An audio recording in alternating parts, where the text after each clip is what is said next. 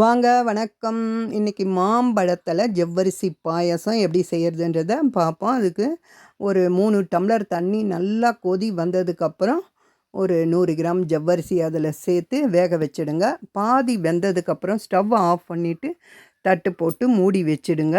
இப்போ வந்து ஒரு பழுத்த நல்லா ஸ்வீட்டா இருக்கிற மாம்பழத்த எடுத்து தோல சீவிட்டு கட் பண்ணி எடுத்துக்கோங்க. அதிலேயே வந்து ஒரு சின்ன சின்ன பீஸாக கட் பண்ணி தனியாக எடுத்து வச்சுக்கோங்க. இப்போ இந்த கட் பண்ண பீஸுங்களை எடுத்து ஒரு மிக்ஸி ஜாரில் சேர்த்து, உங்களுக்கு தேவையான சுகரையும் அதில் சேர்த்து நல்லா அரைச்சி எடுத்துடுங்க.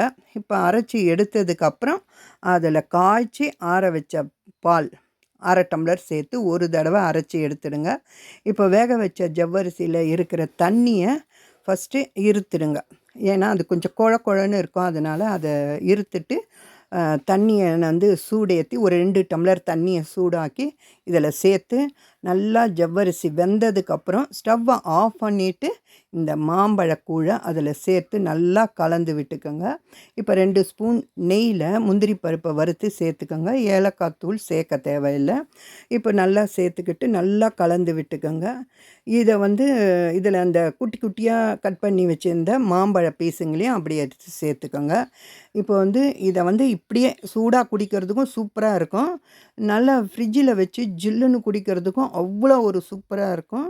நீங்களும் உங்கள் வீட்டில் இதே மாதிரி செய்து பார்த்து எப்படி வந்ததுன்னு கமெண்ட்டில் சொல்லுங்கள். சப்ஸ்கிரைப் பண்ணுங்கள், லைக் பண்ணுங்கள், ஷேர் பண்ணுங்கள். தேங்க்ஸ் ஃபார் வாட்சிங்.